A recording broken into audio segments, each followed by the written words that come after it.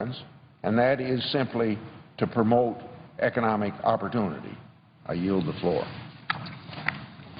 President. Senator from Mississippi. Mr. President, my remarks to the Senate will deal with the Homeowners Flood Insurance Affordability Act. Mr. President, I'm pleased the Senate is close to considering a bill to protect homeowners and businesses from unintended increases in the cost of flood insurance. In July 2012, as part of a larger legislative package that included the Highway Bill and the Gulf Coast Restoration Act, Congress passed the so-called Biggert-Waters Flood Insurance Reform Act with no opportunity for amendments. The Biggert-Waters Act generally succeeded in its aim to strengthen and ensure the long-term fiscal solvency of the National Flood Insurance Program. But we need to take another look at a few of the Act's reforms that are causing a great deal of consternation throughout my state and the rest of the country. At the time of its consideration by the Senate, we knew Biggert-Waters might cause modest increases in flood insurance premiums. Administration officials testified repeatedly before our committees that the increases would be manageable for American homeowners. Unfortunately, the increases have been anything but manageable, as skyrocketing premiums are driving citizens out of their homes and threatening the future viability of entire communities. These Americans are receiving notices that their flood insurance premiums are rising to stratospheric heights, regardless of the fact that their homes may have never flooded, or despite investments in flood control infrastructure and mitigation against future risk. A constituent from Ocean Springs, Mississippi, contacted my office to give us her perspective on the legislation, and she wrote, and I quote, "Built in 1986, my house survived all hurricanes, including Katrina. I used my retirement savings to buy the house. Before closing, flood insurance was grandfathered at $245 per year. After closing, the rate skyrocketed to $18,450. You can understand my shock," she said. "If you do the math, her new rates are more than 75 times the rate when she purchased her home." I hope senators will vote to end this debate tonight and proceed to the Homeowners Flood Insurance Affordability Act. This is our opportunity to protect homeowners from skyrocketing flood insurance premiums until Congress has provided assurances from the administration related to affordability and the engineering practices it is using to make flood insurance rate determinations. A study by the National Academies of Science, produced in March of 2013, has called into question some of the engineering practices the government uses to determine rates. It's important that we make certain the government's engineering practices and procedures are sound and understand the implications of these rates before we allow them to devalue private property and ruin people's lives. It'll be very challenging to rebuild neighborhoods or restore home equity once they're lost. So we must get it right. I ask unanimous consent that the balance of my remarks be printed in the record. Without objection. Mr. President. Senator from New Jersey. I ask unanimous consent to speak to up to 15 minutes. Without objection.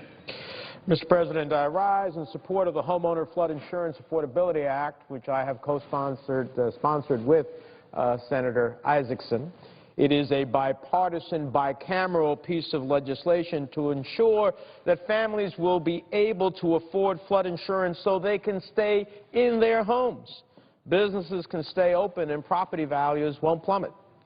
This broadly bipartisan legislation will stop the most onerous and damaging rate increases while minimizing the impact on the National Flood Insurance Program's solvency.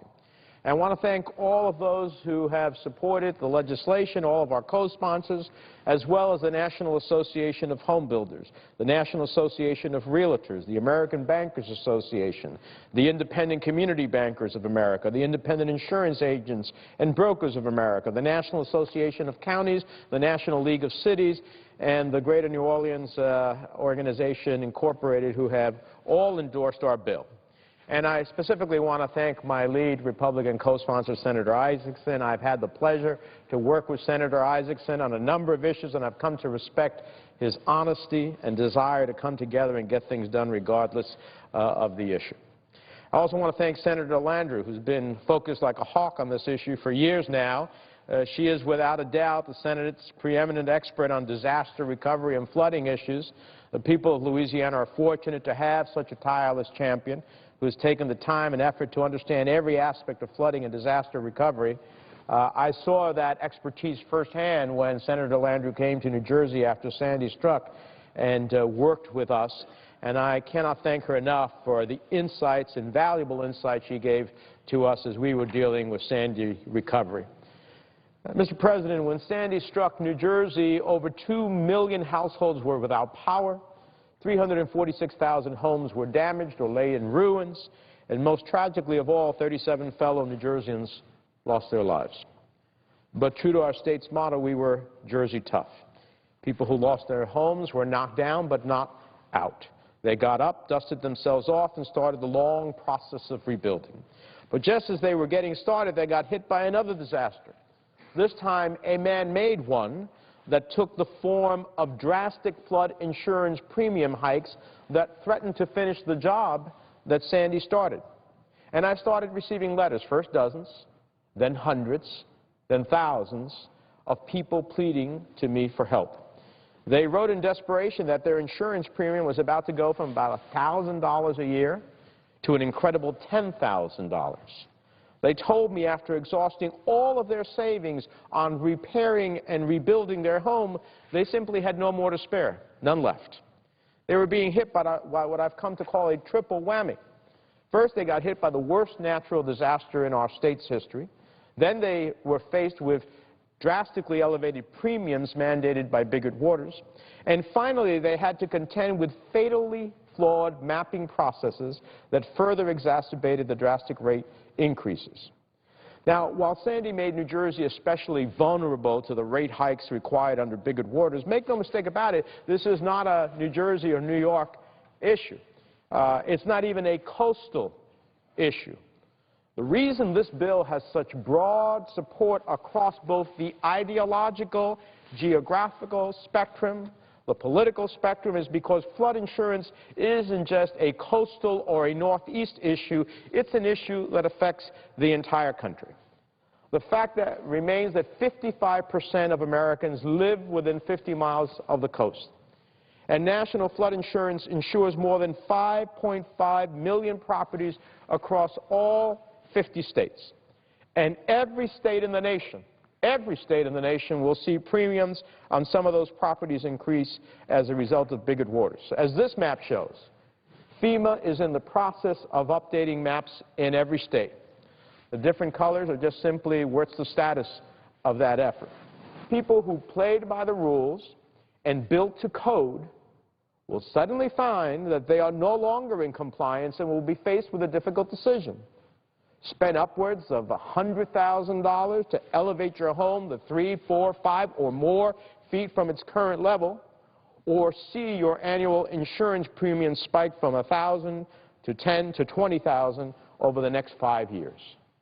Not all of these increases will be so drastic, but the many that are will act as a de facto eviction notice for homeowners who have lived in their homes and played by the rules their entire lives. If they try to sell their homes, prospective buyers will balk after learning of the high premium cost that comes with it, leaving the owner no choice but to sell at a fire sale. This will drive down property values just as the housing market is still struggling to recover.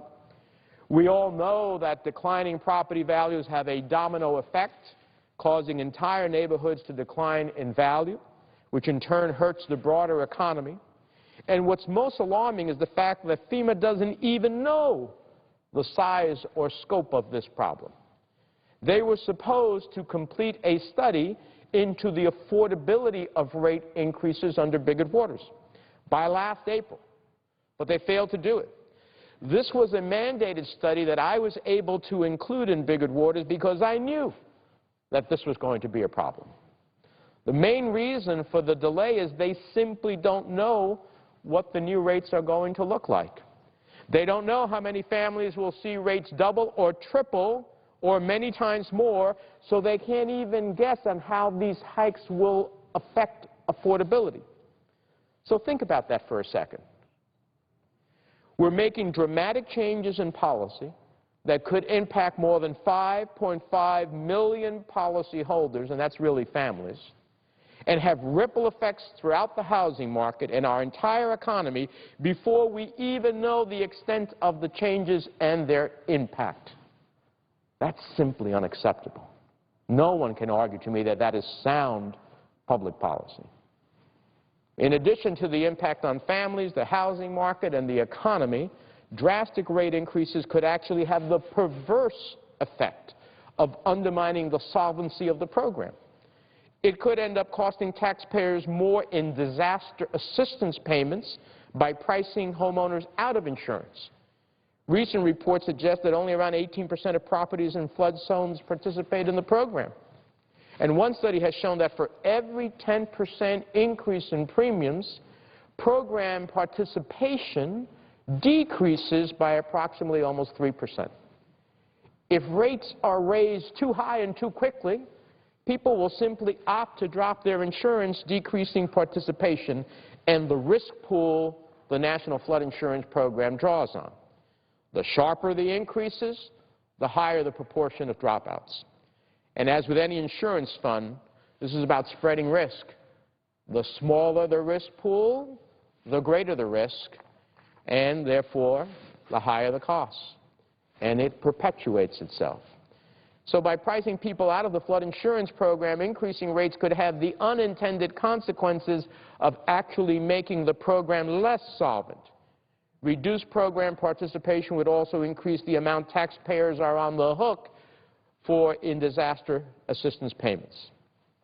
Since FEMA grants, SBA loans, and other disaster assistance are reserved for unmet needs, more uninsured homeowners translate into more disaster assistance payouts. Not only are we blind to the extent of these rate hikes and the effect they'll have on program participation and the overall budget, we're also allowing what I believe to be a highly questionable mapping process to justify them. My experience with FEMA's map updates has led me to have serious doubts about the process and the accuracy of their results. In December of 2012, FEMA released advisory base flood elevation maps, or ABFEs, for 10 counties in New Jersey. These showed a dramatic expansion of what are known as a V-zone, which are high-risk flood zones that require houses to undergo special retrofitting that is often prohibitively expensive. For the thousands of families that were now in this dreaded V-zone, the notification they received might as well have been an eviction notice, because they were never going to be able to afford the retrofitting, and without it, they couldn't afford their premiums. Now, to be fair, FEMA did say that these first round of maps were conservative and subject to change in the next phase of the updates, but they maintained the changes would be minimal and the zones would remain largely intact. So after working with municipalities and counties and challenging the accuracy of these maps and pushing FEMA to expedite their review process, they finally released a new iteration that showed as much as an 80% decline in the V-zone area in some of our counties. This was not a small mistake or a rounding error. It was a fatally flawed process that resulted in needless anxiety and frustration for thousands of homeowners only months out from Sandy. And while this is bad enough, imagine how much worse the consequences would have been if premium rates were increased to reflect these inaccurate ABFEs. Families would be forced out of their homes, and homeowners would lose the most valuable asset they have, something they've worked their whole life for all because of inaccurate maps. While there's no question we need to put the flood insurance program on a more solvent trajectory, we first need to understand the scope of these changes and be sure the mapping process used to set these rates are accurate. We need to understand the impact that these dramatic changes in Biggert Waters will have on the housing market before it's too late. Unfortunately, Biggert Waters forces changes that are far too large, far too fast, without having all the facts. It requires FEMA to increase rates dramatically even before FEMA knows the scope of these changes or how they will impact program participation. That's why our bill would impose a moratorium on the phase-out of subsidies and grandfathers included in Biggert Waters for most primary residences until FEMA completes the affordability study that was mandated in Biggert Waters and proposes a regulatory framework to address the issues found in the study. It would also require FEMA to certify in writing that it has implemented a flood mapping approach that utilizes sound scientific and engineering methodologies before certain rate reforms are implemented. For any property sales that occur during this period, the homeowner would continue to receive the same treatment as the previous owner of the property unless they trigger some other provision of Biggert Waters not covered by this bill. For prospective home buyers, the certainty that they will not see their rate dramatically increase simply because they purchase a home is critically important to maintaining property values. Also, this new legislation would give FEMA more flexibility to complete the affordability study. It would reimburse qualifying homeowners for successful appeals of erroneous flood map determinations. It would give communities fair credit for locally funded flood protection systems. It would continue the fair treatment afforded to communities with flood-proof basement exceptions, and it would provide for a FEMA ombudsman to advocate for and provide information to policyholders. Now, just as important as what this bill would do, it's also important to note what this bill will not do. The legislation would not stop the phase-out of taxpayer subsidies for vacation homes and homes that have substantially been damaged. It would not stop the phase-out of taxpayer-funded subsidies for properties that have been repetitively flooded, including the 1% riskiest properties that account for over 1/3 of all claims. It would not encourage new construction in environmentally sensitive or flood-prone areas, and it would not stop most of the important reforms included in Biggert Waters. This legislation simply provides temporary relief to a targeted group of property owners who played by the rules and are now poised to see the most valuable asset in their life become worthless, all through no fault of their own. Now, this bill doesn't include everything I wanted, and I know there are many other ideas that other co-sponsors wanted to include, but in order to reach a true consensus, this bill focuses on ideas that had broad bipartisan support. That's why we're here today, Democrats and Republicans, asking for the support of the Senate on this vital piece of legislation. We tried to reach a delicate balance with this bill that recognizes the need to improve solvency and phase out certain subsidies, but tries to do so without discouraging program participation and thus undermining solvency and fiscal responsibility. Finally, Mr. President, this issue isn't just about insurance rates and tables and actuarial risk rates. It's about our fellow citizens. It's about people. People who played by the rules their whole lives and are now facing a life-altering event they never could have prepared or planned for. If Biggert-Waters is allowed to be implemented as written, we will see property values drop, middle-class families forced from their homes, and our economy suffer. The Homeowner Flood Insurance Affordability Act is a broadly bipartisan, carefully crafted, tightly targeted approach to restore the solvency of the program while fulfilling the original intent of the program to make flood insurance affordable and accessible. And that's why we hope that our colleagues will vote yes on cloture so that we can proceed to provide relief to families before it's too late. And with that, Mr. President, I yield the floor.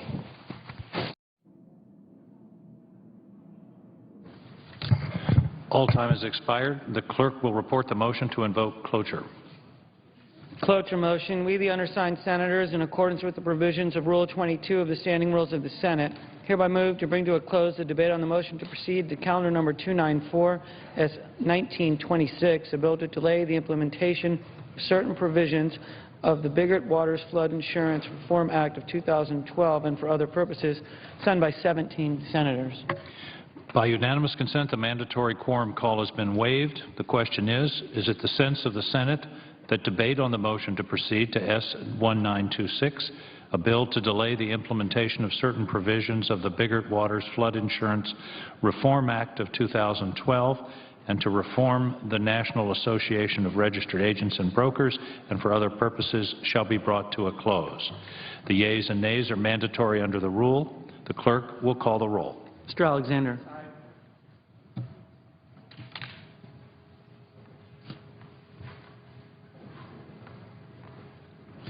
Ms. Aya.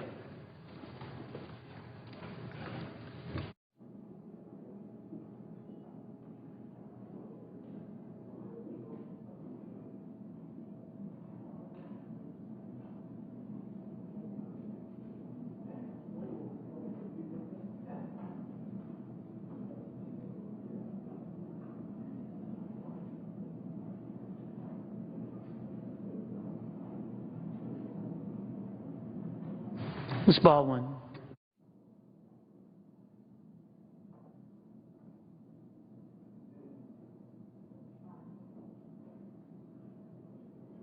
Mr. Barrasso.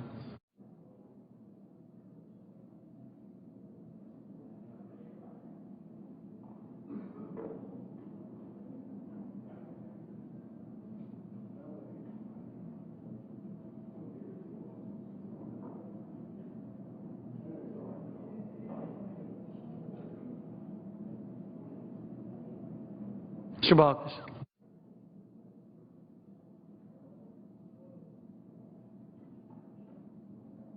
Mr. Begich.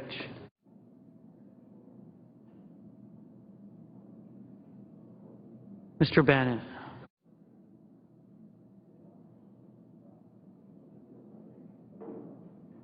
Mr. Blumenthal.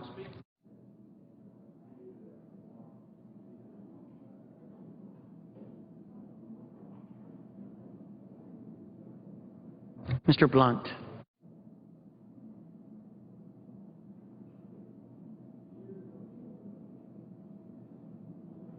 Mr. Booker.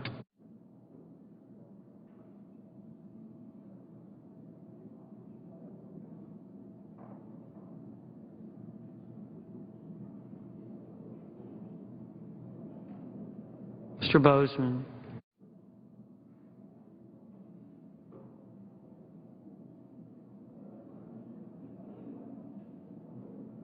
Mrs. Boxer.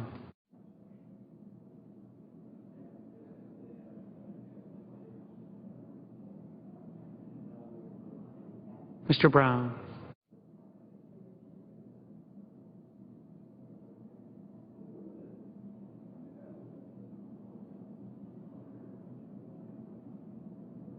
Mr. Burr.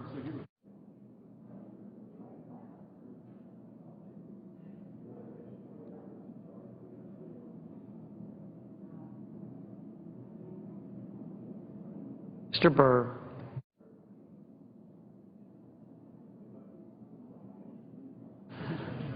Ms. Cantwell.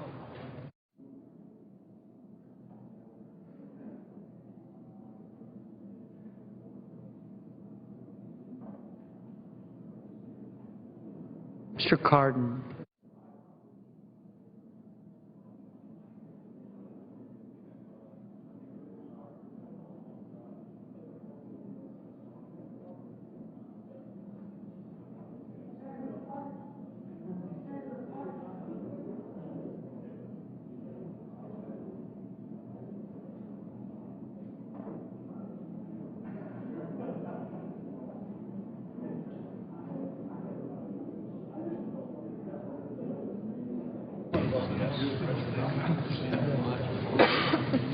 Mr. Carper. Mr. Casey.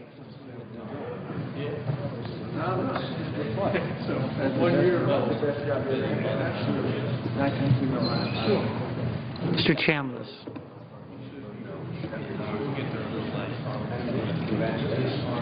Mr. Coates.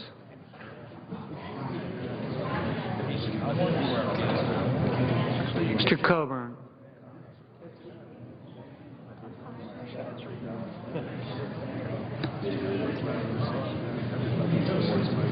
Mr. Cochran.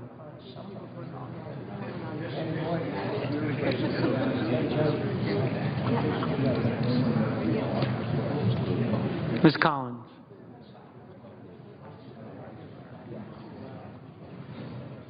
Mr. Coons.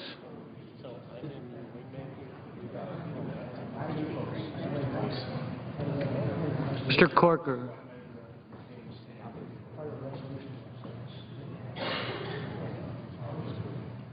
Mr. Cornyn.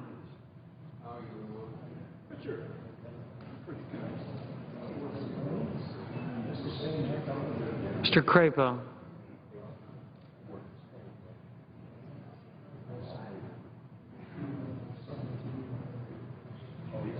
Mr. Cruz.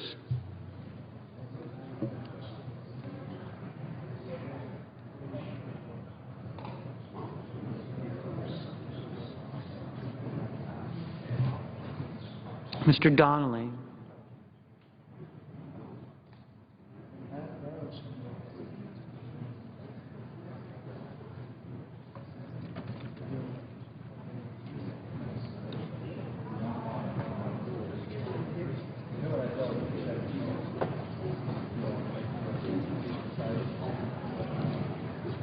Mr. Durbin.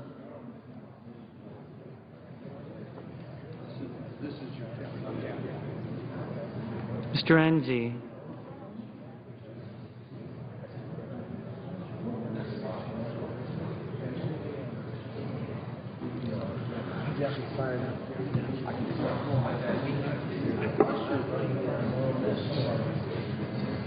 Mrs. Feinstein.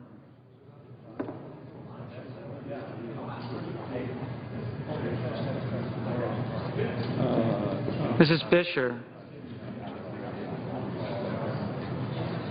Mr. Flake.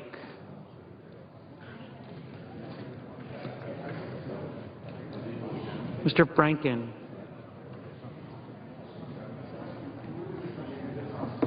Mrs. Gillibrand.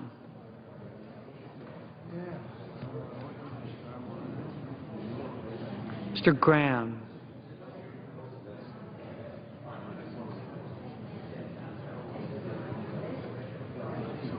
Mr. Grassley.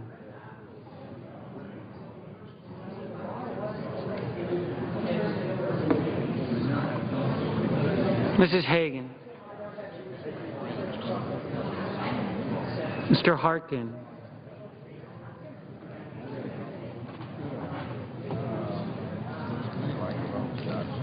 Mr. Hatch.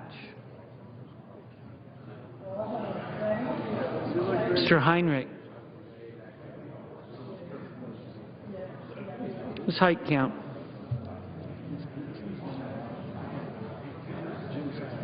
Mr. Heller.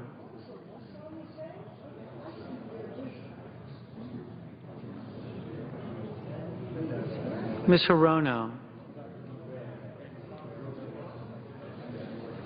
Mr. Hoven.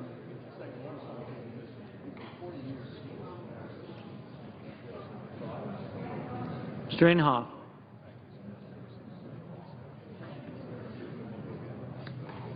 Mr. Isaacson. Mr. Johans. Mr. Johnson of Wisconsin. Mr. Johnson of South Dakota. Mr. Kane.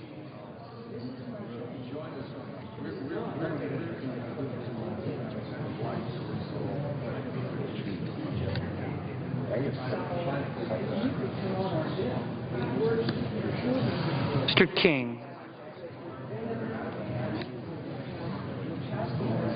Mr. Kirk.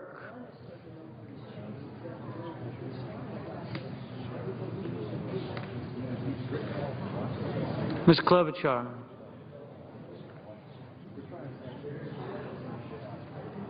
Ms. Landrieu.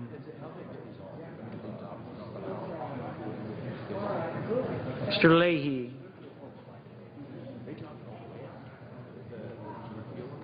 Mr. Lee.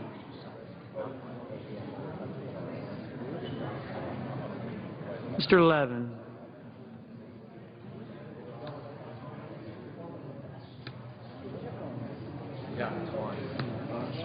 Mr. Manchin. Mr. Markey. Mr. McCain.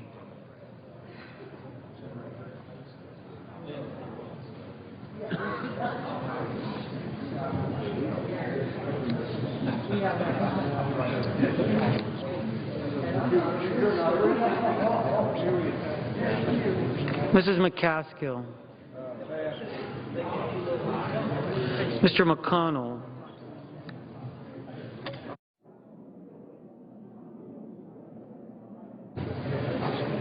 Mr. Menendez. Mr. Merkley. Ms. Mikulski.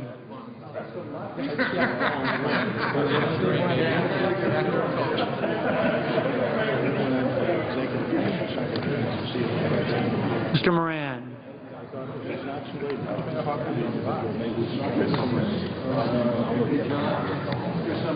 Ms. Murkowski. Mr. Murphy.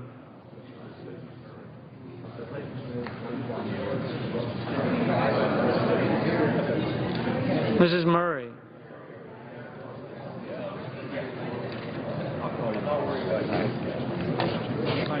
The Dems are right. Mr. Nelson.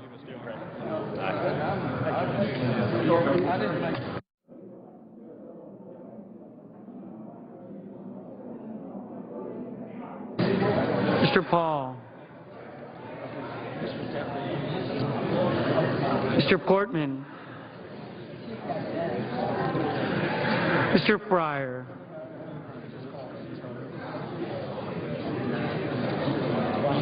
Mr. Reed of Rhode Island. Mr. Reed of Nevada.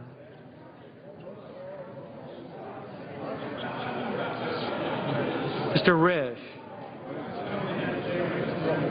Mr. Roberts. Of course, you know. Mr. Rockefeller.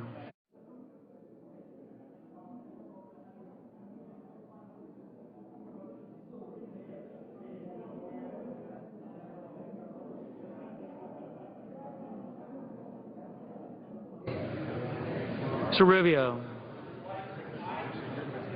Mr. Sanders. Mr. Schatz. Mr. Schumer.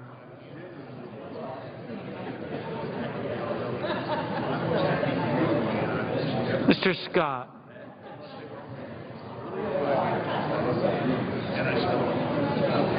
Mr. Sessions.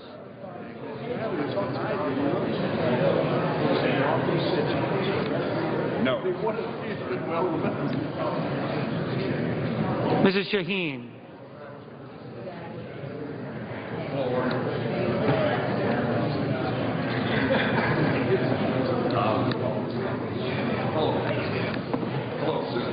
Mr. Shelby. Ms. Stabenow.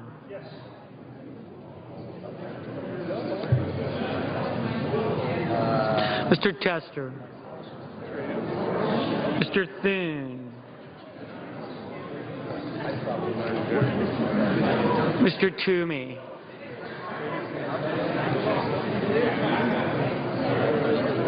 Mr. Udall of Colorado.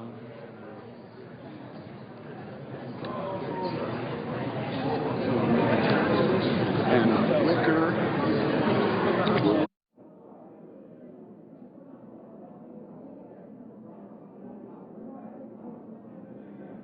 Mr. Udall of New Mexico. Mr. Vitter. Mr. Warner. Ms. Warren.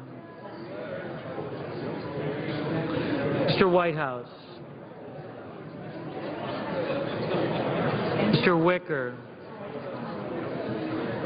Mr. Wyden.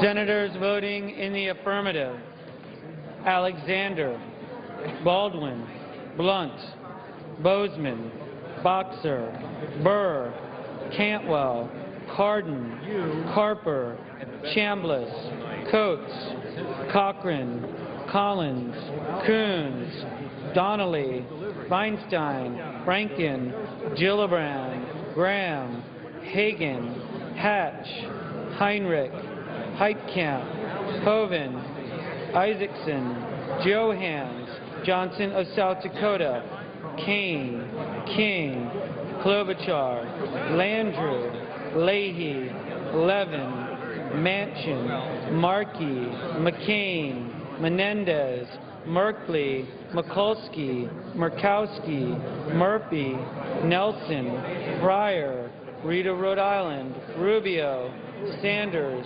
Schatz, Shaheen, Thune, Toomey, Udall of New Mexico, Vitter, Warner, Warren, Whitehouse, Wicker, Wyden, Mr. Booker, aye.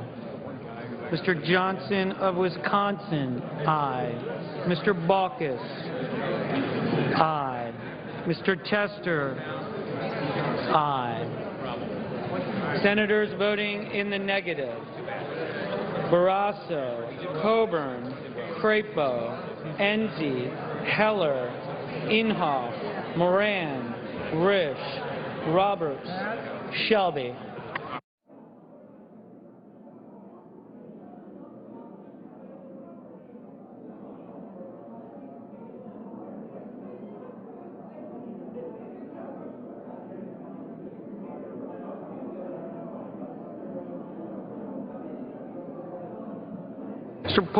Mr. Portman, aye.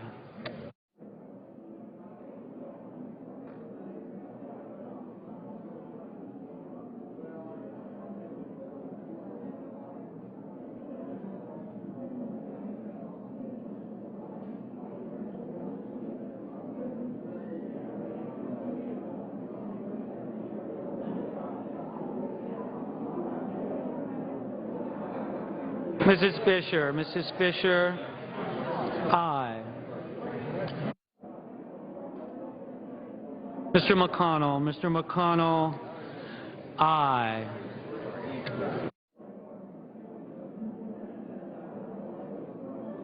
Mr. Cornyn, aye. Mr. Blumenthal, aye. Ms. Ayotte, aye. Ms. Hirono, aye. Mr. Scott, aye. Mrs. McCaskill, aye. Mr. Bennett,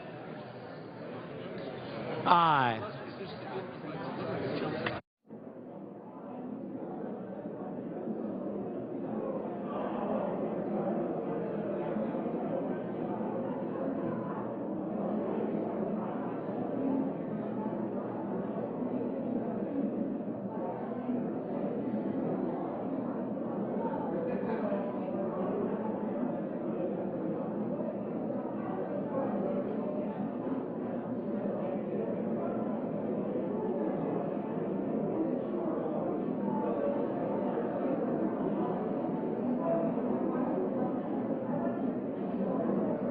Mr. Reed of Nevada, aye. Mr. Brown, aye.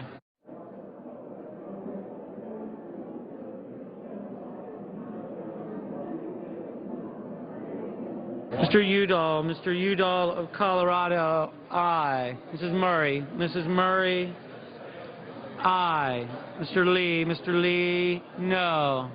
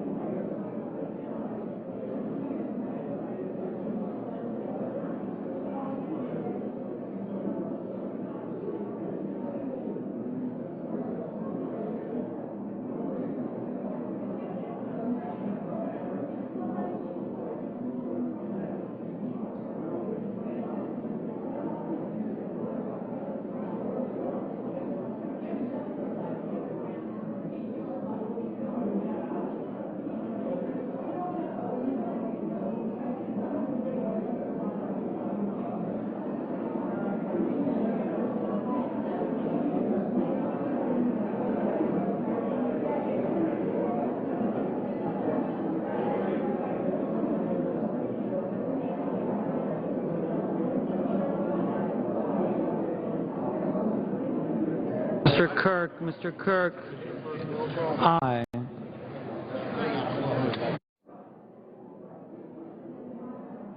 Mr. Grassley, aye. Mr. Rockefeller, aye.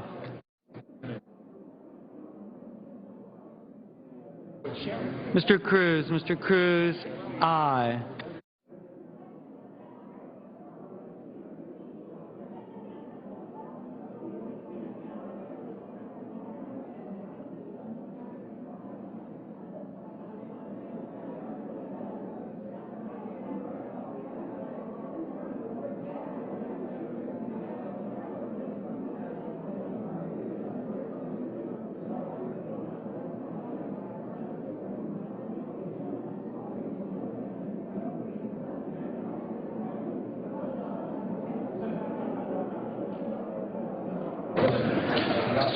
Mr. Begich, aye. Mr. Durbin, aye.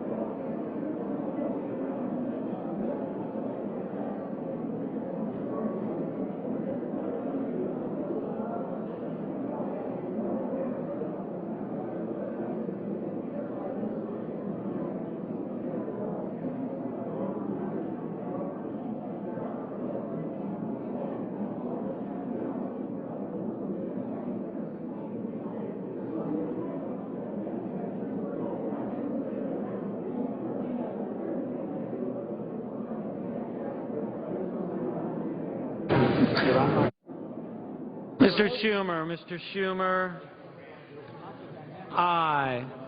Mr. Paul, no.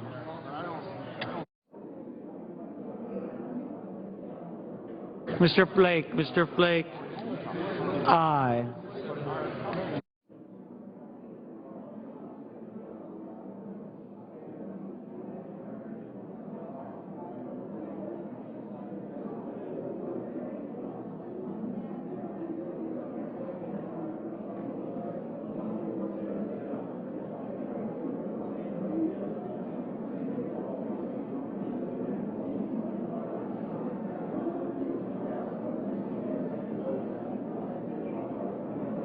Mr. Casey, aye.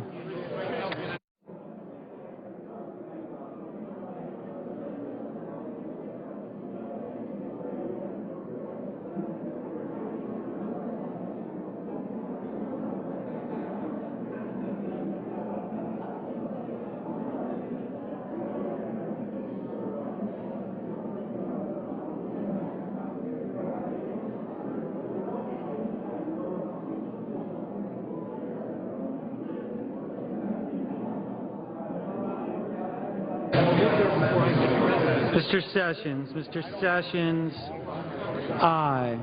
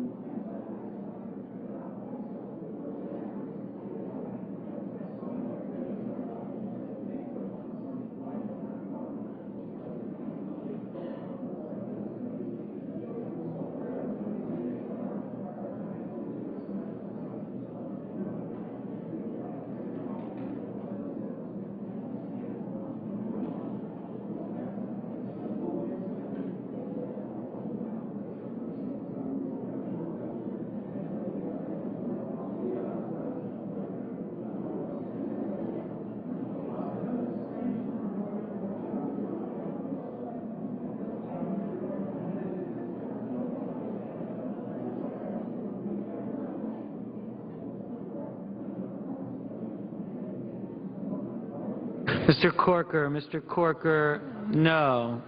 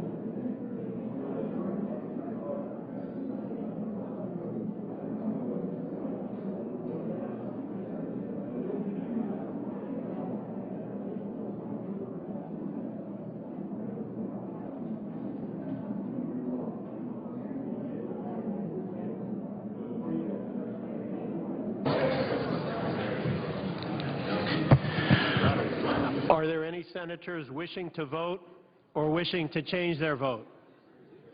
If not, the ayes are 86, the nays are 13. 3/5 of the senators duly chosen and sworn having voted in the affirmative, the motion is agreed to.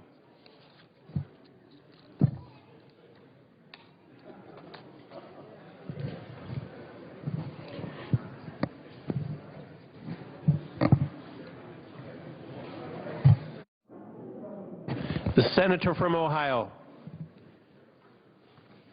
Thank you, Mr. President. I ask unanimous consent to speak for up to 10 minutes as if in morning business. Without objection. Thank you, Mr. President. It's been a month, almost a month, since senators and House members went home and failed to provide. The Senate will come to order. Thank you, Mr. The President. senator from Ohio. Thank you, Mr. President. It's been almost a month since senators and members of Congress went home and failed to extend unemployment insurance. That's a lifeline for 1.6 million Americans in the presiding officer's home state of Indiana. In my state, 52,000 Ohioans lost their unemployment benefits at the end of the year. Those are people that were working, that lost their jobs, that are looking for work and had their benefits ended. Another 76,000 in my state alone, from Toledo to Chillicothe to Cleveland to Dayton. Another 76,000 will lose those benefits by the end of the year. The expiration of this insurance program, it's not called unemployment welfare, it's called unemployment insurance. People pay into it when they're working. People get the benefits when they're laid off. And they only receive these benefits if they are actively seeking work. That's why it's called unemployment insurance. That's why it's a program that's worked for people. It not only hurts those families, obviously, that aren't receiving the unemployment benefits. It's about $300 a month. It's money. It's also money that goes into our economy and helps our economy grow. In my state, a new report shows that we have lost, because we haven't extended these benefits, we've lost $1.76 billion in economic activity just in this 1 month alone. Ohio's lost tens of millions of dollars. What does that mean? That means that people don't have that $300 a week in their pocket to spend at the grocery store, to go to get their car fixed, which they need to look for work. They don't have the money to go to the local hardware store to buy clothes for their kids. But that's money that our economy doesn't have. Economic experts have said that extending unemployment benefits will create 200,000 jobs in our country because of that economic activity that's generated. So it's not just these families in Ohio, 52,000 workers, and in many cases their families who are hurting. It's also the communities from Toledo to Steubenville and all over my state and all over this country. At a time when Congress should be helping grow the economy, our inaction slows growth and makes it harder to find work. We know we're still emerging from the worst recession since the Great Depression. We've made progress, but there are still nearly 11 million Americans unemployed. About 4 million of them have been unemployed for at least 27 weeks. When President Bush signed the latest round of emergency assistance into effect, the unemployment rate was about 5.5%, more than 1 point lower than it is today. Today, the long-term unemployment rate's more than double what it's been at any other time Congress has let emergency jobless assistance expire. Americans work hard. We want to work, yet there's one job opening for every 3 job seekers. So this isn't a question which opponents do unemployment insurance. The same people that don't like unemployment insurance typically don't like the way Social Security works. That's another social insurance program. Typically don't like Medicare, another social insurance program. Medicare, Social Security, unemployment insurance, they're social insurance programs. You pay in when you're working and you get benefits when you're not, whether it's Medicare, whether it's Social Security, whether it's unemployment. And I want to tell my colleagues, Mr. President, I want to read them a couple of stories from real people that are affected by this. These aren't just numbers. These are real people that are hurt when Congress simply doesn't do its job. Senator Jack Reed of Rhode Island has been on this floor over and over again. A number of us have pushed for this unemployment insurance extension. We continue to be met by a threatened filibuster. The House of Representatives continues to dig in and do nothing about unemployment insurance because they simply don't believe in the unemployment insurance program. But let me read a couple of notes. Emily from Lake County writes, I'm in my mid-40s. I have a master's degree. I had an excellent career history until I was laid off last spring. I've been searching for work for 7 months. I hope to find something soon. I'm encouraged that I've had 5 interviews in the last 2 weeks. I know that if I'm not hired soon, I'll not be able to pay my rent and buy groceries. I'd much rather be working. I'm doing the best I can to find something. Please don't assume the long-term unemployed have given up. We've not. We need support and continue our search, however, so we can afford the bare necessities. $300 a week for somebody like Emily. I don't know precisely what she would get based on her income and how many years she worked and all of that she would need. But it's clear that we are turning our backs on people like Emily from Lake County. Matthew from Cuyahoga County, right next door to Lake County. I was laid off a year ago. I've been diligently looking for work, but have not been able to find anything yet. One of my children was recently diagnosed with an incurable yet manageable disease, and the medical bills have exhausted our emergency fund. I've worked extremely hard my entire adult life to provide a good life for my family, only to see it threatened by the continual bickering in Congress. For many of us, the recession's not over. Please work with other senators to continue the federal unemployment benefits. That's what we're doing. We're going to continue to bring this issue to the floor. We're going to continue to work to extend unemployment insurance for people like Matthew, for people like Emily. Terry from Medina County writes, I'm a 59-year-old single parent. I've been diligently looking for employment since November 2012, 13 months. I've been able to secure some temporary work, but not a permanent job. I've worked since I was 17. I've never been out of work. I'm a college-educated woman with a master's degree in public administration. If I don't find something soon, I may have to file for bankruptcy. My house will likely go into foreclosure by the spring. My son may have to live with his dad to finish out his last year of high school. He will struggle to obtain the necessary finances to afford college. Senator Brown, I want to work. I don't want to stay home. I don't want to just collect unemployment. I want to use my brains and my talent and my experience.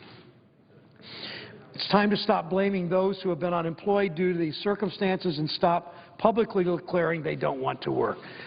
Mr. President, I could have brought 15 more letters to the floor of people who've had long work histories, of people who lost their jobs because of economic situation, not because of anything they did wrong, of people who are looking actively for work, of people who simply want to continue contributing to their family and to their community.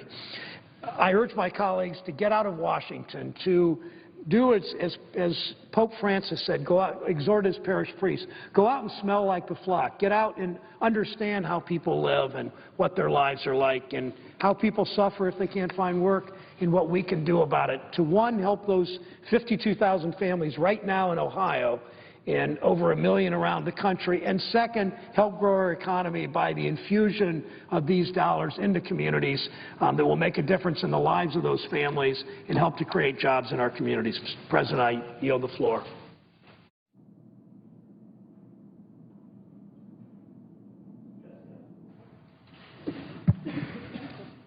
Clerk will call the roll. Mr. Alexander.